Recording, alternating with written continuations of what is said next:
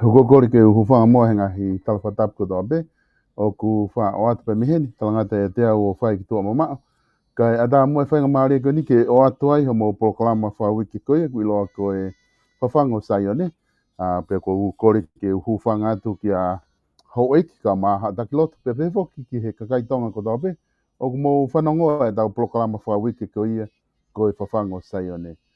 Whatanga pe e o kuongo le rea te tau polokalama i he hoatani pe au ko te kore fa mori mori ka te mo tolu ka pa he kai ke ongo le rei atu ko programa fo ko ni fa hoko atu ia pe me tonga ek ai o ko lotonga ia lava ke fa hoko e tau programa ko ia ho atani ane afina ku feinga ke mao internet o ki malo hi ke lava ke fai ake programa ne afika ni kai ka go dui o ku kau ai lau mari o dua e honi lava ke fa fainga mari internet i e honi lava ke fa ke u whahoko toa e tau polokalama koe a honi pe au ku whawhiawhia. Tai tau rei ki motol ko toa pe ku mo osi lotoni. Pe pehe ke te motol o ku te motol mamata he tau polokalama iha o whainga maarie pe au kore te motol ki share pe tau polokalama. I a honi whoko whiawhia ki tau rei ai whaiwhikau pe me sene Australia lava ke makau whata ke o atu e tau polokalama ko ia i ahoni. Ka kua whiwhia te te au e whakamari e koe ni kulawa ke ukau whatahai. Ta mai whaikau salesi vaka. Ka me sene Australia ke whakahoko atu e tau polokalama anga maheni ko ia. Ko e whawhango SAIONE. Whaikau malo e tau mai ahoni.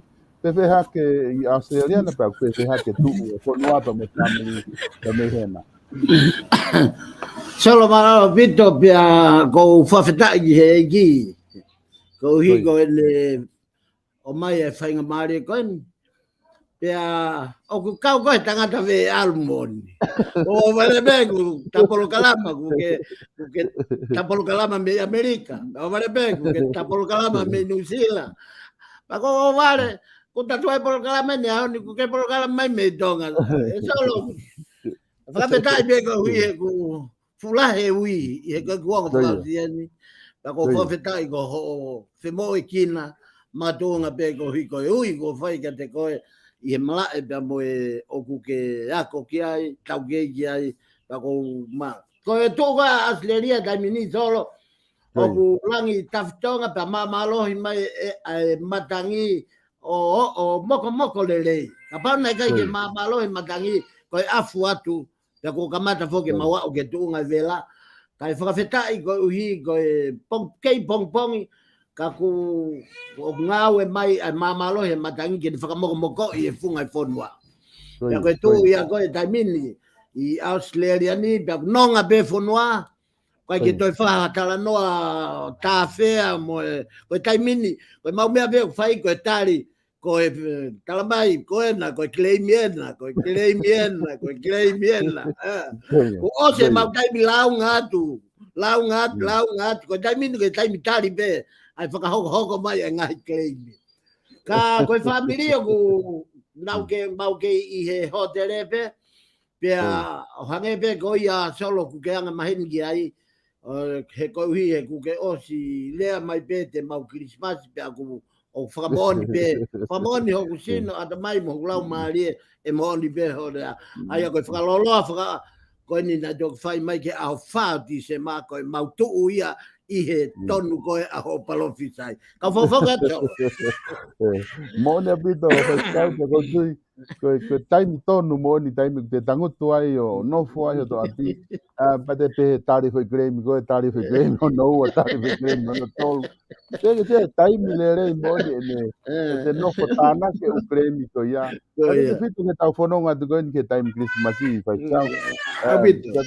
Bako tui mahalo koe, ne ongo pe kone ko whakatala noa ane nai, ko mao ea mea koe ve alu ki polokalama ni he, polokalama ni he. Ate mao e koe mea kui koe nofo ho tere kua loa tahani, ere koe ke kunga kono a seria. Tau e ni he nofo ho tere kua loa moni ko ke whai. Ka ne ongo whaitau ka ku lava pe, ko mea pe ku ta fia ai, pe ko fe tu o ku tai ai ka, ko ni ku lava pe. Ane afi e ko kwada no ane afi na ufi feinga bito ke mau e ku mau haki me internet ku malohi mo feitu kai ke lava mau ahoni fu mato aki malohi abito e a signolo e ahoni Na verdade.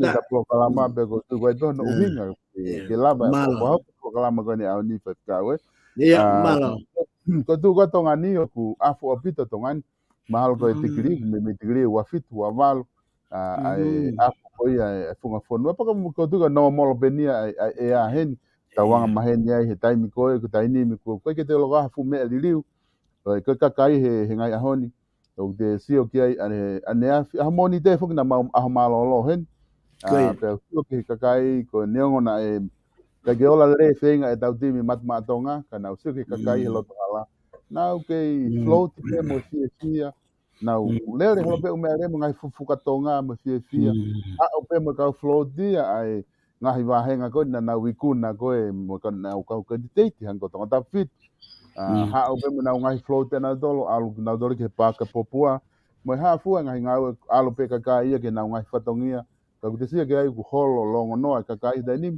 o se fili pe ko na u foki le va fa ka ke na ta ta ngau e nga ma hen fe ho sio mai me australiana ke tunga koni na e tau whiri.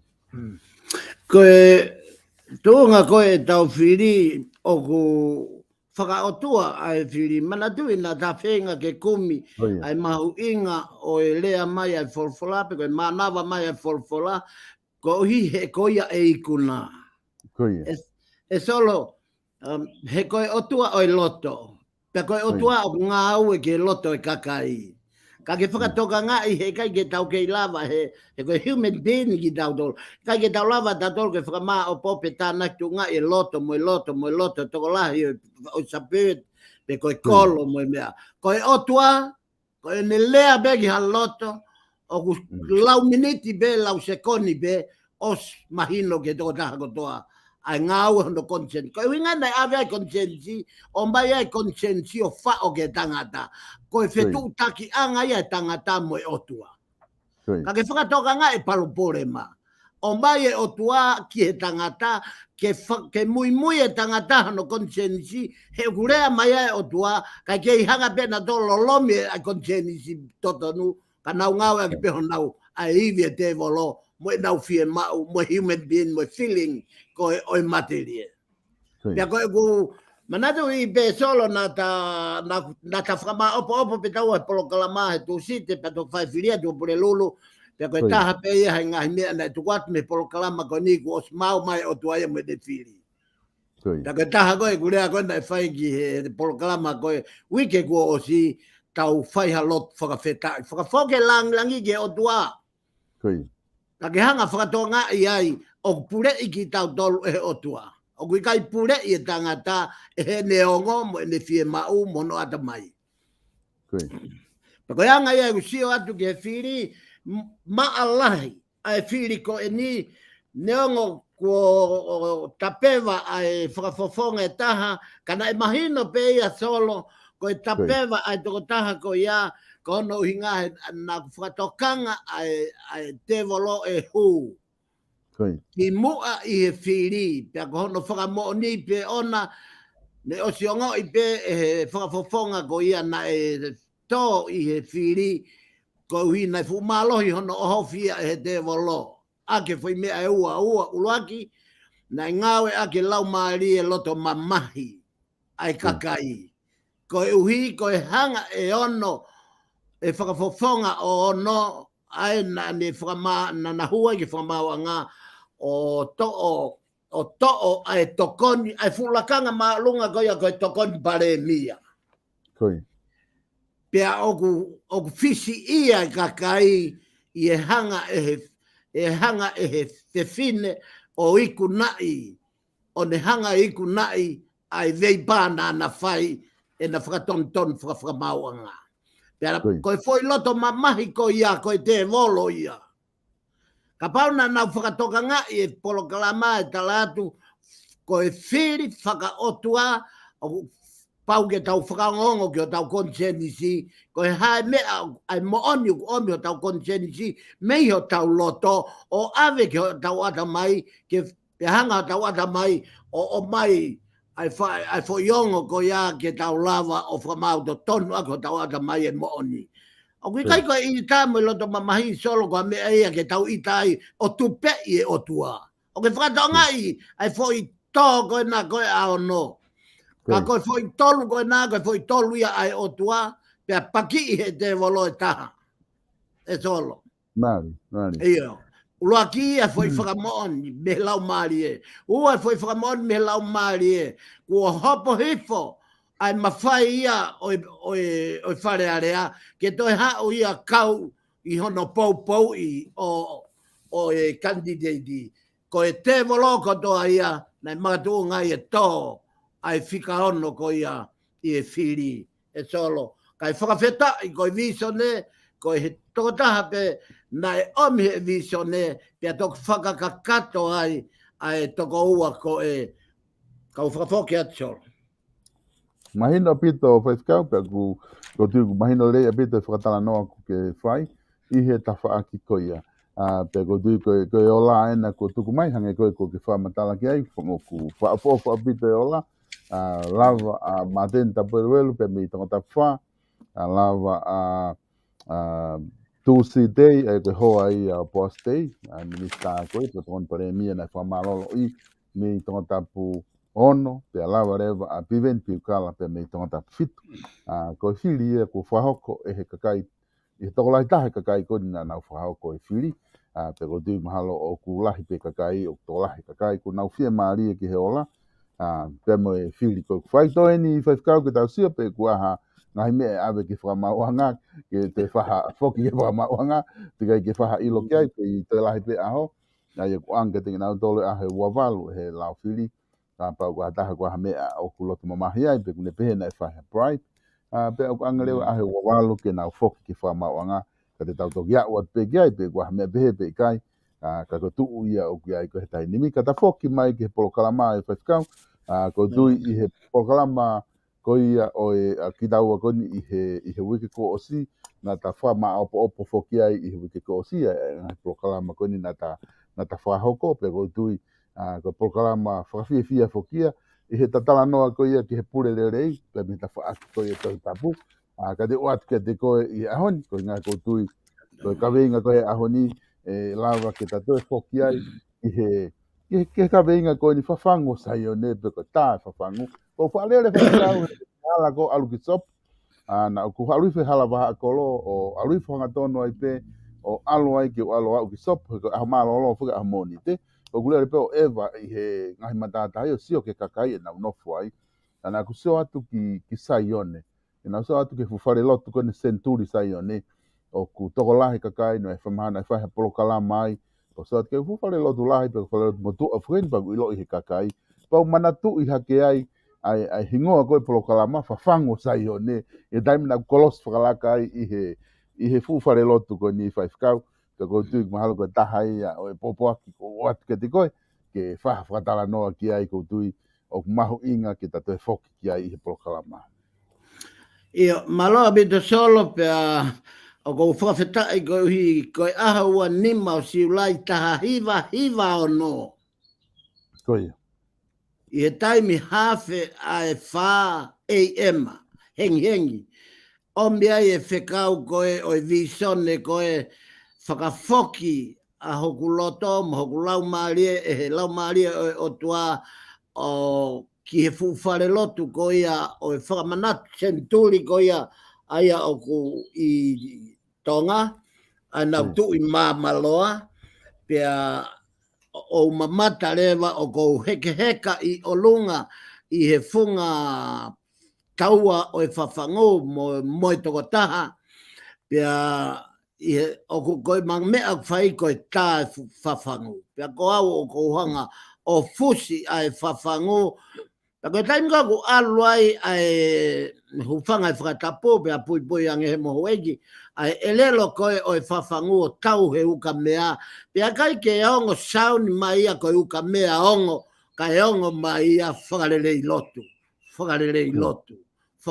lotu pia mau tāwhu ua i he taimi na kuofo ai me he whakautua koe hai uhinga e whekau koe ni o ku whakafoki ai au ki tonga pia kai ngata no whakafoki au ki tonga kai o mai e whekau lahi mo e whekau mamafa ko hai kita o kuia e tui kau hou eiki no pere o kuia e Palestini e ngahi Katolika, Wesiliana, sias tonga, ngahi sias lalahi ia e kau toke tātou i ta ko hai kita ke ongo ai e tā ai whafango SAIONE whakarerei lotu. E solo koe ahoni koe ta polokalama ia. Tupu me o au tonu ki tonga, he koe talu me iai me wafe ua taha, a e ta whakalere polokalama, mo e koe uhinga be koe whekau, he koe whekau ki tonga, koe whekau i Nusila pe koe Australia. Ka pau koe visone ia i Australia, ni e lere pe ia whaka Australia. Ka pau koe visone ki tonga, ki Nusila. Ka kuhinga whoki, e talere ki tonga koe nahe, koe visone, koe mau whakaha, koe whakaha ngā tonu e lau maria o tua, ke whai hangau e ki tonga, ko hi koe tuunga o kuiai ai whonua. Mahino beia e solo o kuiai e ngahi pāti o kunau tui whakalotu, pia whepaki e visone, pia whepaki mo e whakauhinga, pia whepaki, pia mo e tohi tapu, ka hei kai ke to e tonu ange ha whakauhinga i a mea kua whakaha e he mau whakaha. He koe visone ta foki ke visone whakaitaniti. Ko ki nau tolu ko toa bete nau whakawhepaki e visone whakaitaniti. O si oto ofa atu solo. He ko ki nau tolu pe nau porei ai auha. He kai lava taha ke ala ke visone, pe ko whakamu ke ongo atu ke whanua ki tonga. O tatau pe e whare tu iho e ki no pere, whare area, pare mia, o au ki he kakai oi whanua. Ka akui ai ha visone, o a teke rea ki ai, ka ke mui i he teke ilo pe koe mooni pe koe loi. Pe koe mahu inga ia ta polokalama e aho ni, koe ta foki ki e foi eko koe fafangu, na e tā i he pō koe na e whakahai e visone whakarerei lotu, tuotolu, whakarerei lotu, whakarerei lotu. Pea koe uhinga ia e takawenga i he polokalama e aho ni, makatuunga ko au tonu ki he whakarerei lotu. Ke au ai wheka au tonu, he kokoe tonu e na o kuitonga. Ka whawhaka atiola. Mona pito whaifkau pe ko tui o ku mahino o pito. E whatala noa koni ku ke whakahoko whikawaki pe moe visone koni. Siko visone koni na ki tala noa kia he tahiwa hiwa no. Aho wani masiulai. Koe wafe wo waeni. Aia o ku tawa o me kia he tainimi pe moe whakau kau koni.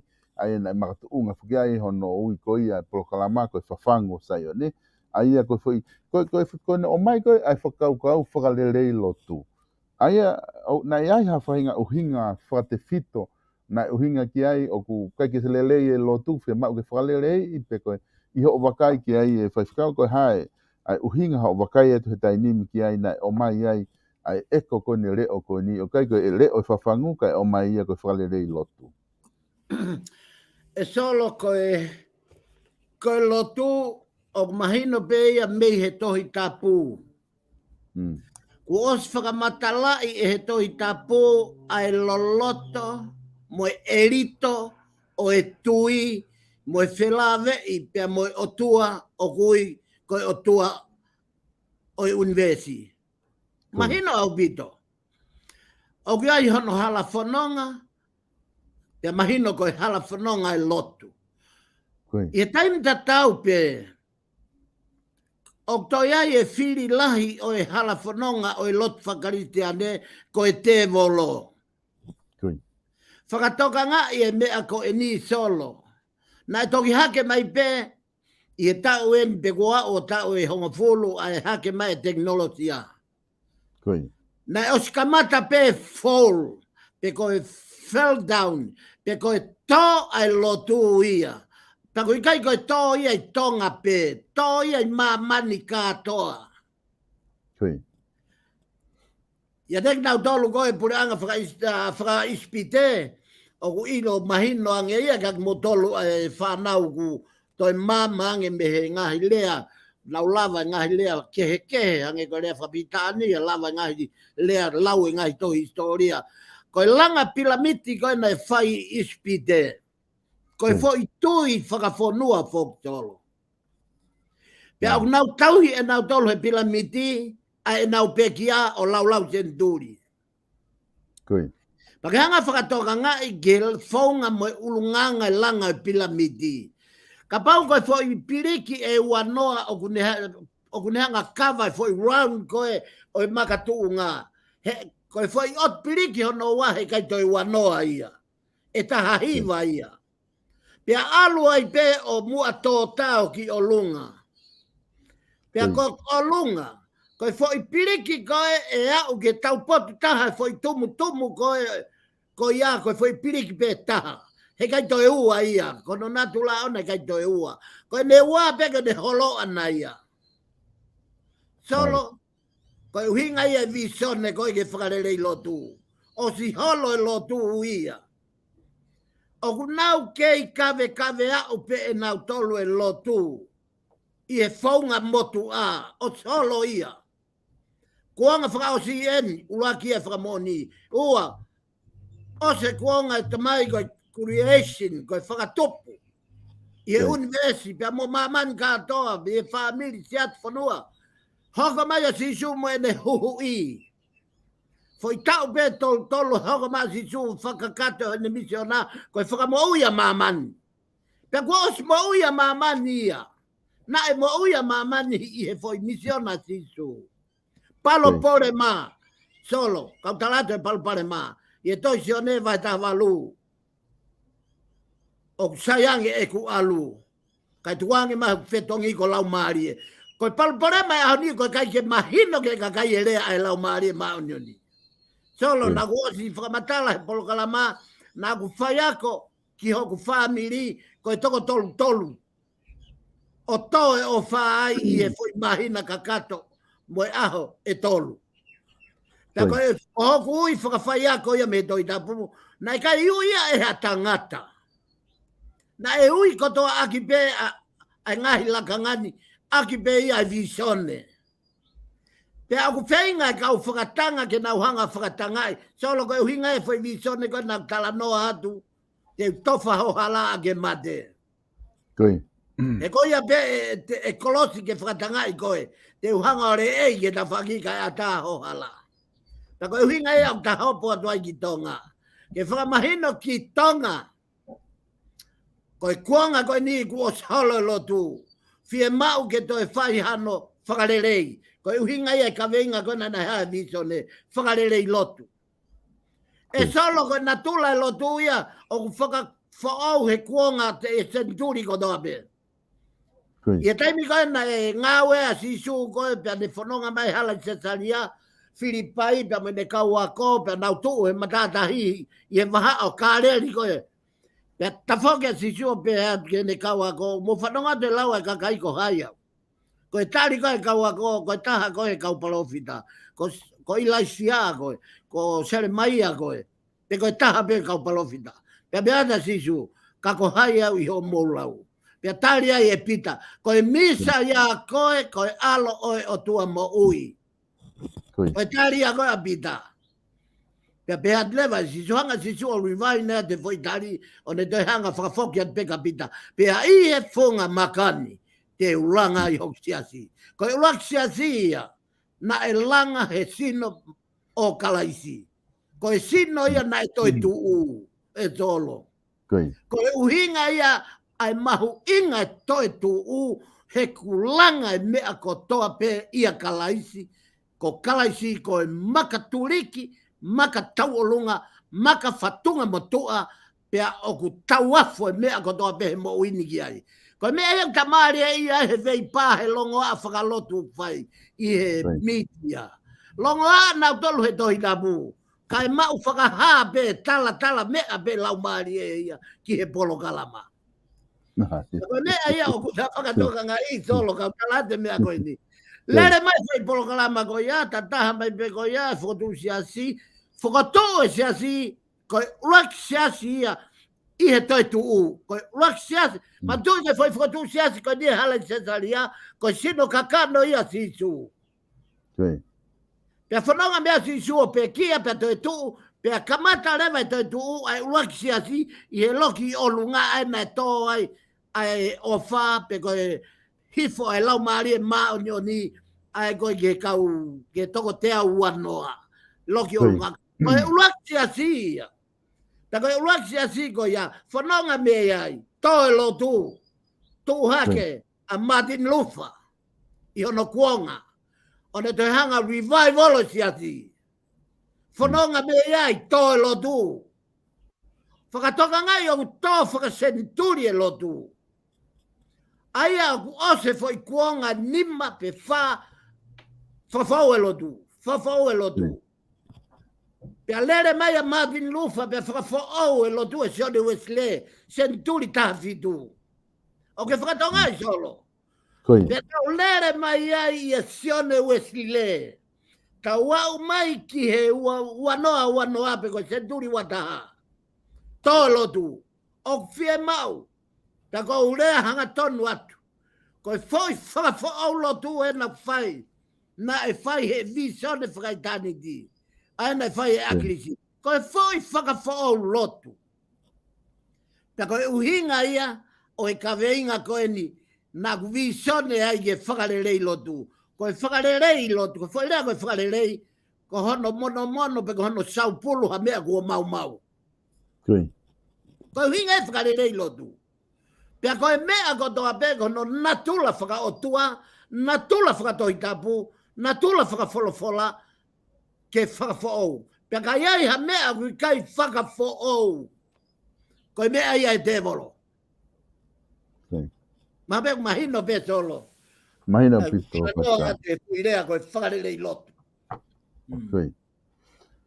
Mahina pito whakau e whatala noa ko ia, i he taimi o ku ke whatala noa i ke whakarerei lotu. Pero tiu mahino le rei pe, pia pia moho tau ka inga koe ni kuna o mui mo whanongo i he polokalama. Aia koe osi koe ni ai whiri, o koe taha hene kune o mai e whehu, ka te o atu ai whehu i ko ia, pa te ke toki tala noa i pe ki ai. Koe whehu i ni ko hanga o atu pe i he screen, e lava ke mamata mai ki ai i he whehu i ko ia. Aia koe ki whamarato atu ke whai whikau pe lava ke mofoki ki a piveni e ngahi whakakikite ki ai malo.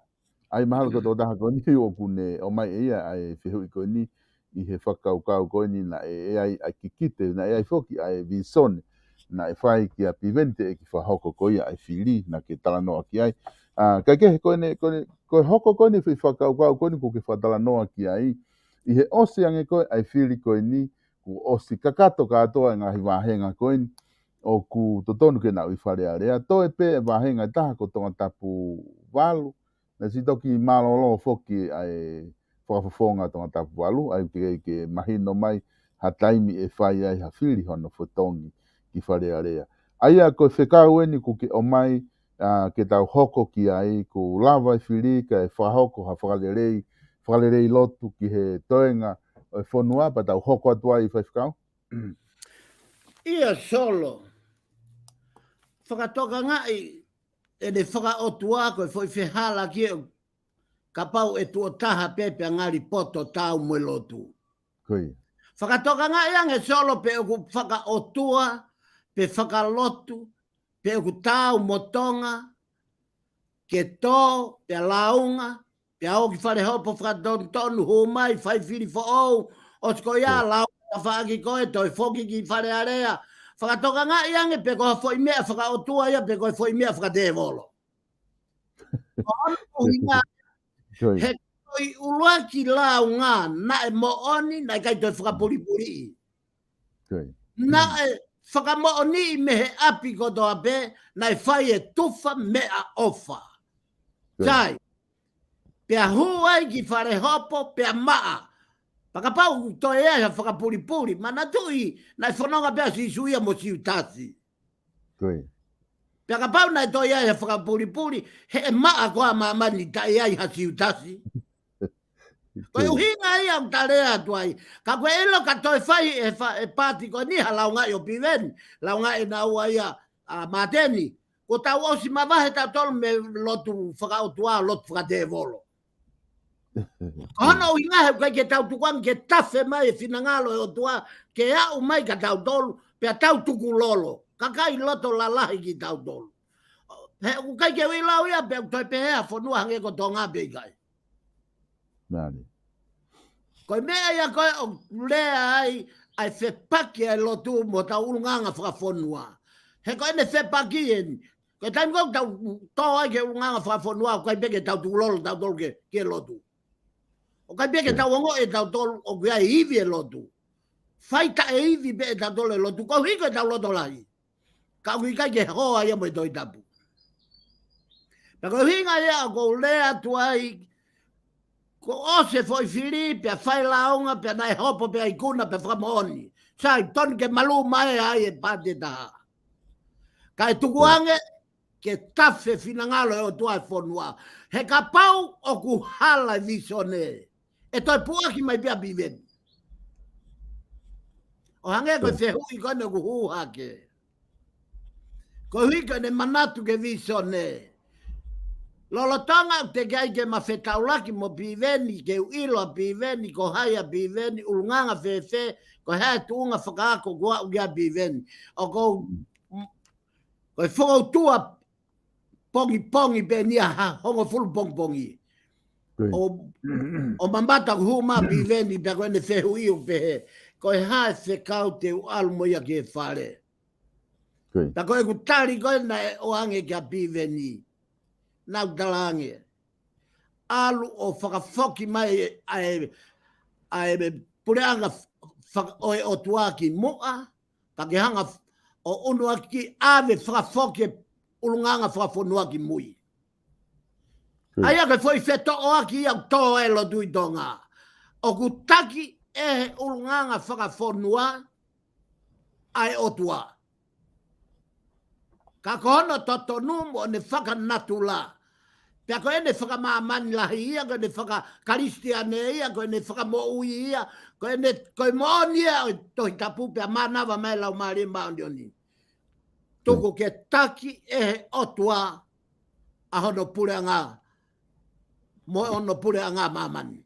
Pea koe uhinga ia foi visione, ko ui ko te ui koni, na e lave mai kia ia toko taha ko ia. Pea ka osi koe foi ulaki whiri solo na e toa piveni. Ai toi whamanat mai behe lau maari eka te au, o nai ke tai whakaotua. E nai kai ke toi he aki he polokalama nia, ke whakatupua mo veu mo longoa mo where. Pea longo ai pe visone e ia. Pea o vare pe toi he aki mai, o tai whakaotua e whiri. Pea po aki at pe he visone, tai whakaotua, koe whiri nai whai nai tai whakaotua. Pea alu pe koto I kuna koe, o toi whai ai whiri koe ni. Solo koe palparema tonga, he kai ke nau whakaongo ki he lau maari e o tua. O au bea ke kau whai whekau mo kau lotu. Ka au kuiai e whaahinga common sense. O kuiai e whaahinga ongo, o e leo o e otua, o ku lea mai. Pa koe uhinga, o e longo lea leo lahi ai he tangata, waki ke whakamao ni oni e ne moui. Ka pau e whihia, e rea mai lau maaria ku uri hoku loto ka pita pua. He kai te whanongo au ke rea e lau maaria mao ni oni. Ko e uhinga ia ka nā ta polokalama mai pau pehatu. Ko e te volo mo e whirio kai ko sione mo mere mo te evita. Ko e te volo. Te taimi lai tau kape tau toho, tau pita, ho tau sione, ho tau paula, kai kata mai te voloia. O kai ke wila pe ko lue ate ta polokalama solo pe ko alukeha tonga, alukeha asli. Koe mea pifokia nai hoko e whaiskau pa ko tuyo ku. O mahino o bito he koe mea e nai hoko. Pea kone osi koe ni ai whiri koe ni. E ne osi koe ni he tai ni mi. I he whakatalanoa koe na ta whakahoko. Mana tui foki whaiskau na e ai tō wholofola foki a fio. Na ne tala ki kakai ke nau whiri whakapoto. I he whiri koe ni no vema. Pea ko tui koe whiri koe ni ngahi wahenga tolu koe ni. Na te whakaongo pe e toko lahi e whakaukau koe ia. Ke nau whiri whakapoto he koe mea ia na tō wholofola ki ai ne a fio. Aia o se ne whiri mau e toko tolu koe ni. O wai ni ihu nau whanga i tamai na te kei totonu ke hu e toko nihi koe. Wai ni ihu nau tamai na totonu ke hu e mo.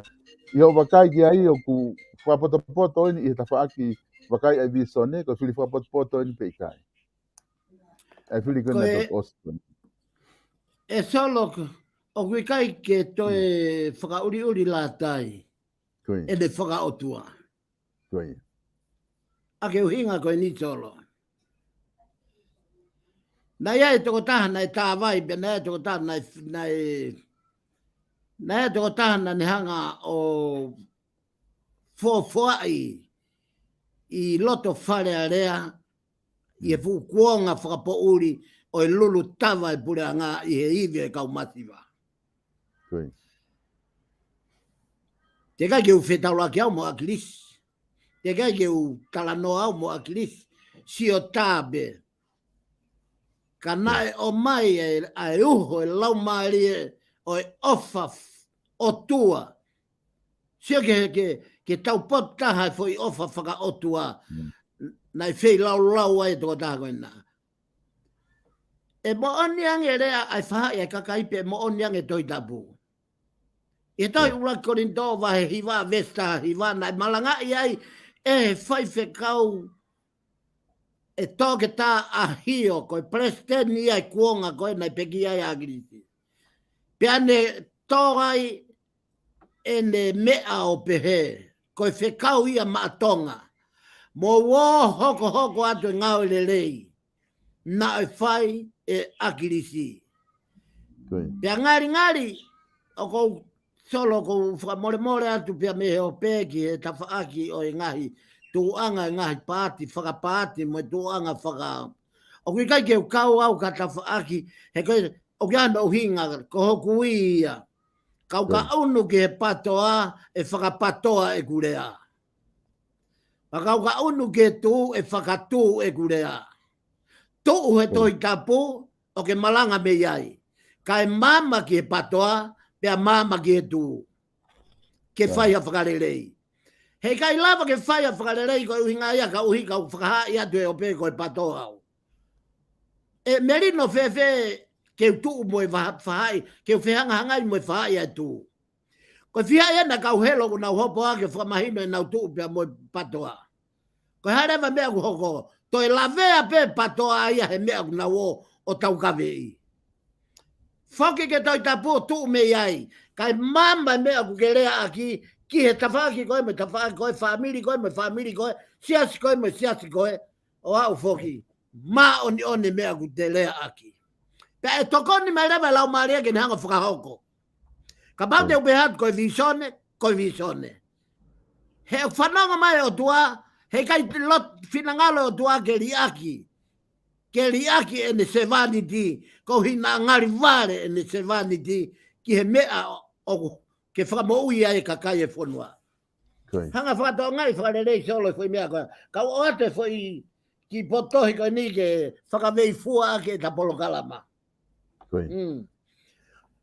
Aia, ne tau si lawe whoki ki a urakorin tōwa e tolu vese ko fulmata ha, he koe mea ki he makatuunga, tala hei e lawa e ataha ke ai moha tuunga kehe.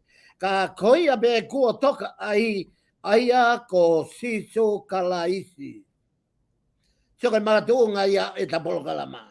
Oa, koe whakarelei lotu, koe wholofola be eni ne whai o whau mai ai i ha kaupalo fita. Urak pita vai urak vesi wanima, ka koe wholofola ai eki.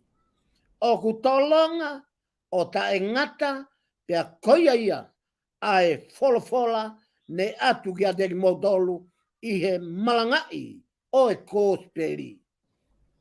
Urak pita, vahe ua, vahe uraki vesi wanima, ko hono whakamahino koe whakarelei lotu. Ua pau ke tau whau katoa pe wholofola mo e ulunganga whakatamayo e kia sisu kalaisi. Whakatonga i ange e solo ai mea kou whaikai tokanga o e ta polokalama. Maona pito whaiwhikau koe whakau kau whakeni o ku lava ke o mai e lava pia o mai he ta whaaki koe.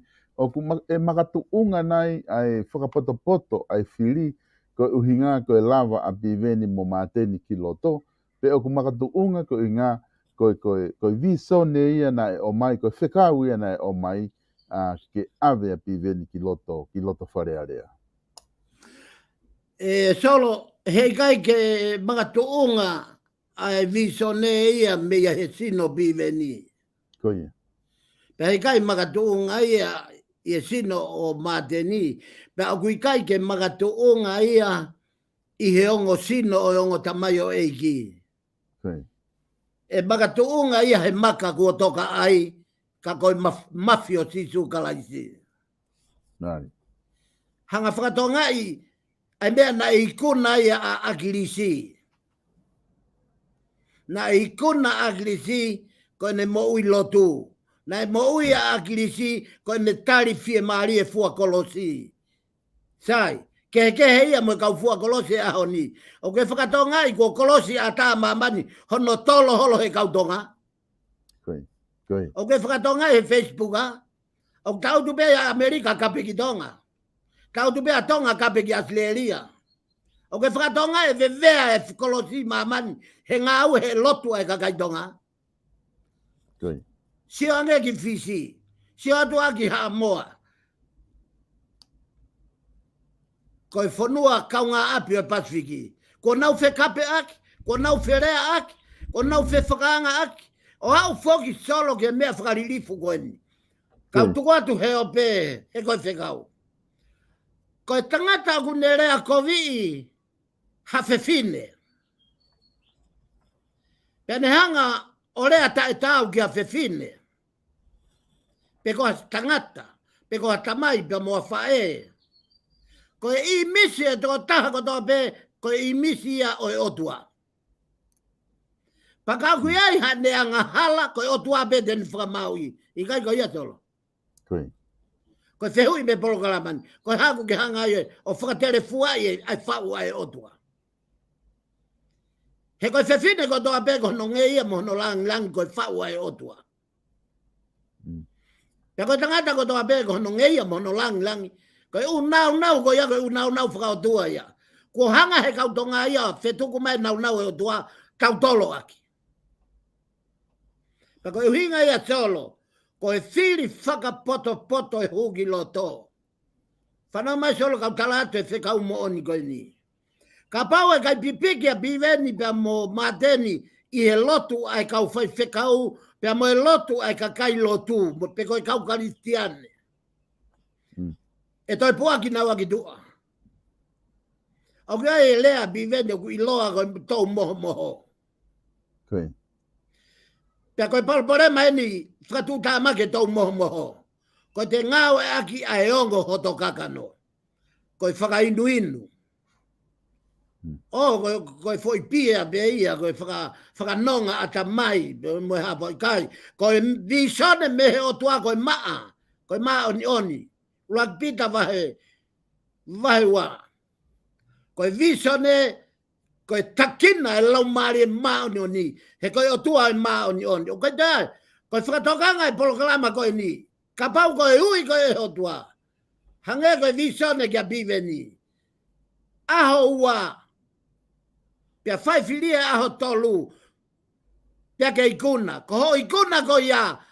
Whakamaa opo e ongo kotoa pe. Nā ke whiohi mo ia mo ulunganga mo umia ko ia. Tuku ia ke tawhaki ko whai pesnolo pe ia a au. Ko hopo mai au fua kolosi. Ko kolosi ko ia ko ianga whakatewaniti mo tamai o iki. Mo ianga whakaotua. Pea kati ke maa vai koe mo ianga whakaotua. Pea e tolonga o hange ko akirisi. Tok whakamaa vai pe me whare area e mati. Pea ka pau e te aluatu e mo ne ongo whakapesnolo.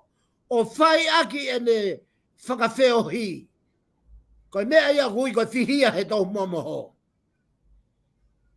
Tokanga ki he reo e otua, koe hui a biveni. Whakaongo ke visone, whakaongo ke whekau, koe hui a biveni. He kui ai, ai toko taho whakahok whekau ki ai. Solo, koe mea ia hui koe whiri whakapoto. Koe whiri whakapoto ia, koe mui molo mui vae he otua mo ene maa oni. Nai au hakirisia ki ai. Ma koe whakatokanga ia ka biveni. Ko os whamahino he otua koe hui ia. Pea koe whinangalo ia he otua. Ka whia mau ke to'o no pesnolo. Aho bena I kunai. Pea sio ke whakfonua kotoa. He koe ai ka kai lotu. Na koe iwi e ne ikuna. Koe iwi e lotu ai kau whaiwhekau. Mo e ngahi siasi whakaritiane. Mo e tangata tonga kotoa pe. Whakatafe nau lotu ke whakatari. Pea toki heke atu e whakatari mo e fu. Tapua ko ia whakafonua ka biveni. So? Koi. Mone pito whaiwhikau. O goe pe ki whehui heni ko tui mahalo e lava peo hao atu pehe tataimi ki whehui koe ni. Whaiwhikau na ke whamatala whoki ki he ke whakaukau ko ia pa mo visone ke ave ai ave sisu klaisi o tuku I mua ka o mai ai anga whafonua ki mui I whare area ko whikau ia ke hu mo ki whare area pa o mai e taha koe ni ai whehui koe ni koe ha e ulunganga whafonua o whepaki pe mo lotu ki o mai mua haki I whatata o whepaki koe ia whaiwhikau. Ka pau te whakabatala solo e aho pōni e ose tauni te ke ose. Ka ku hange ko ho whehui, to mai pefo I mea e taha. Koia. To mai pefo I mea taha ke whai ake whakatātā. Koe uhi I he ulunganga koe I tonga. Tai, e solo koe tuu koe ai ulunganga whakawhonua. O kia hono ngahi nau ona solo. Kau hanga whakamatala ia te mea koe ni. Koe ulunganga whakawhonua. Pia moe koe anga whakatonga sai. Tō mai pe mea koe ulo tonga I iaia tonga he aho ni. Koe. Uloaki, o tau whakanofo ki tau tolu ki he tui, hou eiki, moe kakai. I he taimi koe o tau tui hou eiki kakai, o ku ton pe ia. Koe. Whakakaristiane pe ia. Koe taimi eni o ku halai. Koe tau hanga e tau tolu o to'o e o tuaka whakaheka I tu I ai. Mama pe solo. Ia, mama bit. He koe totonu, koe sea e tu I, o tua o tamai ki a Sihova. Koe sea hou eiki, o ku eiki ki a Sihova. Koe sea e kakai, o ku eiki ki a Sihova. I he ngahi tu unga kehe, sea kehe I mamani. Palo porema e lotu he ahoni, ku os whakamoni ia me mau hoko I tonga. Ku o ikai to he heka I tu iho no sea. Koe. Ai o tuaha no sea. Kua unu e tu I ia hono teke he ulunganga whakawhonua. Tōnau tolu ke ulunganga whakawhonua pa nauhanga nā tolo tūri e o tua. Ka nauhanga nā tolo whakaheke heka e tu I. O tua aki ai haa tui o tonga kairi aki a Sihova. Kau hinga ia nai hau hau ai a Sihova. O ne hanga tuku mai ngai whainga taa. Ai ni koe nā tau whanonga mai mo ia. Ngahi mofu ike. Ngahi a whaa. Pia moe ngahi. Whakatoka ngai e whakaauha nai whai e Sihova. Nai kai whau ia ha ne whina ngalo ki ai. Moe ne ofa kakai moe ne ofa whanua. Nai whau he ne hau hau. He kua ri ia ki toa he ulunganga whakawhanua tonga. Ka nau whakaheke heka e nau talo haa tui. Mo taloni aki ai taloni o tonge a whio e o tua. Tuke o tua pe o tua, pia eiki ki ai a tupo wono. Tuku ke o tua pe o tua, pia eiki ki ai a nobele, pia moi kakai. Whakatonu me polokalamani. Whakawhok nei o tua, he koe visione ia nausio koe ke talga biveni. Whakawhok nei o tua ke hao heka no sea, koe o tua ia o langi mamani moheri. Pia tau ngau e o whakapapa ia tupo wono, ko hono hinga he koe o tua ia tupo wono. Ko whakawhoki ato.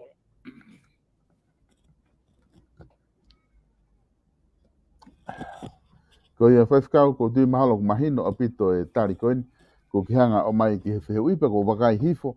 O ku ikai ke te iai ha whehui o mai o whikau aki pe me whakau kau koini ko ta tala noa ki ai i ahoni i whaifkau. Pe ko tui mahalo te o atu e whainga maari koini ke whama opo mai e ta polokalama ko e ahoni.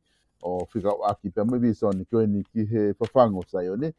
Ki mua ke ta toki mawai i ahoni. Malo bita solo koe hange befo koe ta kawenga koe ta kawenga koe whakarere I lotu. Solo koe whakarere I lotu ko ia koe ta wala pe ke whakarere I pe tauhanga Sao Paulo e lotu mahino lewa o kui kai koha mea whakae tangata ia. Ka koha kakai pe ko whakahagi ai whakangofua e o tua ki hakakai ke naurea aki pa tau toki hanga whakamonuka mo tau hanga o Sao Paulo ai lao o lotu. Koe lotu ia koe koe mea ia ke whai ha whai whekau e be o te uhanga whakarelei e lotu I he siasi. Na e hui bea sione ue sileo no kua ngā koe toko tā whakarelei lotu. Na e hui bea Martin Luther hono tau tangata ke ne whai e whakarelei lotu. Na ke whakatoka ngā I koe ma whai whakarelei lotu koe uhinga ia na hai e tā a e whafangu. Ke a e tonga kotoa pe, he kua ui a e kātoanga e lotu mo I whakawhetai, pia o mai rewa e visione ke whakarelei e lotu. Pia ka pau he kai whakarelei e lotu solo te tau aru ta tolo tu ulu ke mea, e au hai fonua ia. Koi. O hange ko so toma mo komola. Mana tui ko ngahi kaweinga ko ia o nofo ai whakarelei lotu i he ulunganga whaka imisi o tua o i tangata. Ura koe ata mai, ua koe loto koe konche nisi, tolu koe konche nisi. Ta koe katoa ata mai mo i loto mo konche nisi, koe pure anga ia e o tua, ko ia e whakamawhai e o tua kia palaufita. Kene hanga o whai ha whakarelei lotu. Koe whakarelei lotu mo e whakarelei whakahoko e koe tuunga pani ia pia me ilangi. Koe tuunga pani ia me o tua na ta osi lave kia ke mawhai whakapalo vita. Na koe kaikehe, koe kulave whoki ki ai ko hono hinga koe pure, koe whakarelei lotu. Koe tau whanonga koe i he senturi koe ni, koe senturi fo ou o mere niume fo ou. Pau ke tau hanga tatou revival i lotu, me he ea kenga motua. He koe ngahi nau e te unga solo na talave kia ki e sisi moe ka hoa o e katoanga mo umea ko ia. Koe u malaa ia o e malaa e katoanga whakamateria ia. Kua osi o mai e fo i te unga e te volo ia o ka hoa aki ia e lotu. Pake hanga pe ko whakatongai o kui kai ko whakamoni me ta POLOKALAMA ka kuke whakamoni ho si o pau. Ka koe mea ia koe o kure ato ku pau koe revival i lotu ia ki whakafoki mai ki ia o tua. Koe tau whai putu whare lotu. Nā tau toki malanga e sapat ko si. E pe e si su. Koe o tua mo ui o kui kai koe o tua e mate. Ave tato e mate o lotu. I lo e kuanga ki mua solo na e ave ia ki whai toka. Na e ave ia ki e wheitu ko tanua e whai e malanga. Tau tolu e tai mini. Ko tau hu whatape mo kau mate te fie lau e te volo ia whare lotu solo. Ia solo o ke kata koe ka kuke ilo ma keheange te volo ia. Ai te volo ia whare lotu kono hinga he malanga ke pe mo tu aia koe me ave hono sino e fu ka kono lau maari e ona mono o no foi a whare lotu. Peka pau nai kai ke hao e takotaha ko ia. E la lata lo pe o kumi holo e kakai koe whare lotu ke huai. Ko ia ko ngai whakarelei e ni ko tokanga atu ki ai. Ai a koe kaike. Koe ta whakama opo e ahoni solo ko kore peke ta whakama opo pia mehe. Tala noa ko ia o e whehui na e whai he kaua ko ki a sisu i e le soni koe e sapat ko osi. Koe na koe whehui e kaua ko nane pe e takata eiki. He mea whaka mo oni ko ngahi maka hono whakasatsani. Ko e hinga ini ke whaka e tempare. Solo ko palpare mai a toi tonga he laimini. Mana tui ke tau e me ua fulu koni ko osi. Na koe kau takilo tu ko na tula. O ia o kai koe o ko speri ke lau maare ka kai. O na tolo langa whare lotu, langa holo, langa whare no whanga whai whikau. Teu ia na tolo e masani o e materie. Ka koe me uhinga e whakatokanga sisu he honi ke kau ako. Te talange sisu e mea koe ni e mea. O mo nofo koa tokanga ki he whaka mo i matsani. He kai tuku ha fo i maka hen tai holoki. Solo ko uhinga era ko peha tuai ko osi holo e lotu i tonga. Ta ko osi holoke tempare. Ta ko ai koe o kurea ki ai folofola. O ku kei tuku peha tau ngai fu tempare fare lotu no fo anga te volo tau dolu. Ka koe tempare o tuako e tangata. Ko osi holofa.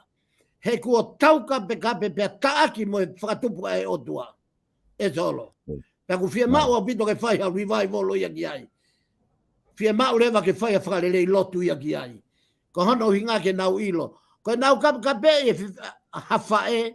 Ko e whae ia na e kai ngau ia e ne tangata e kipe ko hono meitanga. Na mo e ne whae tangata na e kai. Na e ngau i mis hao o e otua. Ko nau tau kape ake na tolu ai whakatupu ai otua. E kai ngata i solo, koe maari e taha, ko hi koe o mai e sisu ai tari koe ni. Ka behe e sisu, oua te mou tokanga, e kai tae tuku hafo i maka i heni tae holoki. Ka toi whehui ate nau tolu he nau fie kumi tonu ia. Fehu e nau toi foi me e ua ka si su e solo. Koi. Talange nau tolu. Ta e hoko whakaku ia. Pake tala mai ange pe ko fe ko hae whaka ilonga mea ko ia. Sia ke he e solo ke foi kai mahino. E ke i e taimi, e hoko ai, e ke i e nau tolu mo whaka ilonga, e ha mai ko i taimi ia. Mo sia ke, ko mea ia u hoko he aho ni. Ko uhinga ia ke, ko na ko u hoko i tonga. Ko nau ke, ko uhinga, ko nau hopo nau tolo whai mea ai otua. I kai ke nau nofo ko kau meti pe he waka, ko e fusila pe mo fusi taula pe mo e whamoi e midin, ko nau toi hapat na toke nau eiki waka he mo ui. Maari au pito, tau lolo tonga whanonga ene ngai whakailonga nai whakahae sisu. Tange sisu, uaki whakawakai nā taki heki mo tolu. Solo? Ko e whamoni ko hoko ia he ahoni. Koi. Ko nofua sisu ia mo e ne folfola heka, whai atu hono tataki ki tau tolu ia heke tau. Pe ko whewhi tu e awe whakatulu ia ki tau tolu. Pe kai ngatahi, kai toi tala mai he folfola pe koe ni o e ta whakapao popo. I o tau lola tonga whanonga whoki i he taki he ko ia. O si aina ena koe kom niusi ena. Koe tai tui o tua ena. Ko nau tolo ena una unu mai o ala ki he kau e whohe. Ko kamata e nau meti. Kamata e nau fustaula. I tonga. Kaku ke ilo. Fuoloa ke tau honga fufu. Fuoloa tau honga fulu. Ku os heka. Ai tokataha pare mia ki he whanua ko tonga. Ko e whanua lotu. Whakaritiane. Ko heka ki ai kom niusi. I kai koe mea ia hoko pitani a hao ni. Katoa ngai whakailonga ko ni ko stala sisu. Tala mai e sisu, koe whakailonga e aho whakao si. E tu e kakai ke kakai, e tu e pureanga ke pureanga, e tō e mua fui ke mo ngai hongi lahi. Mo e tō mo e mahat whakauha. Ngai mea whakairi fia mo whakamana wahe ha me langi. O si hoko katoa ia tolo. Koe whakailonga ia, kua vave ai taimi. E kai ngatai, ka koe foi whehu na oange kia sisu, e kau tae mahino koe ni, talange nau tolu. Pe koe ha e hoko whakaku. Ka ke whakatonga e foi whare ia sisu, o ku kei loa pe taimia. Ko tau monu ia anga ia tolo. He ka pau o omi e sisu, kei loa e taimi. Mahino rewa kei ai whainga maari e lahi, ke tau whakatomala. Koe whakamā o pōpo ia tare so ni luke wahe uataha vesi ni ma ke vesi taha hi wā whakamā o pōpo e tau polokalama o e aho ni ki he whakarerei lotu lea ki aia sisu he kai hafoi maka tuku heni. Tau tō tolu ki he langa e maka mo e langa whare mo e tana ki paanga mo e ngau e ake ngeia o e tevolo ake koloa materie. Kai more ho tau laumari e. E solo. Ka koe whakamā pōpo ia o i ta polokalama i au ni o atu ia kōsperi alu ke ua taha ves, kamata ves ni mai taha i wā solo malo au pito pa ko whamalo at ke kau whanongo mo ka wafe mai polokalama pa ko whamalo at ka koe solo i he ta whetu ta ki whakakato e polokalama e honi kau whafoki atu tu ai ki o whatu. Malo pito, whaifkau pe ko whamalo atu he lava ko ia polokalama FAFANGU SAIONE ki ahoni. Tato ki whilongo aki i he wiki ka hau me Nusila ke hoko atu ai ai ta polokalama anga maheni i he hoko ai taha o e aho pure lulu ko i a wiki ka hau. Malo apito ofa atu whaifkau pe me ngā ue whahau ko mi tongana. Malo solo. Kai ngā kuwha malo atu ka tiki mautolu i he lava ko i a ta polokalama ko he ahoni FAFANGU SAIONE whahau ko atu pe mi tongani. Ai koe na aku lava kia i pia koe kimu o ke osi ai polokalama wha malo lahi ki whaifkau, ki a whaifkau Salesi Vaka. I he toko ni koia pia mo e polokalama koe ni FAFANGU SAIONE. Ai aku na ukau ki nau tolu i he kau main sponsor koe e tau Vipon Media. Ke whakahoko atu e tau ngahi polokalama koia o kumau whakahoko atu pia mi heni. E kei ke ngatai ko uwhiwha malo foki heni. Whamanatu atu e tau kau tahawala koia i tongani.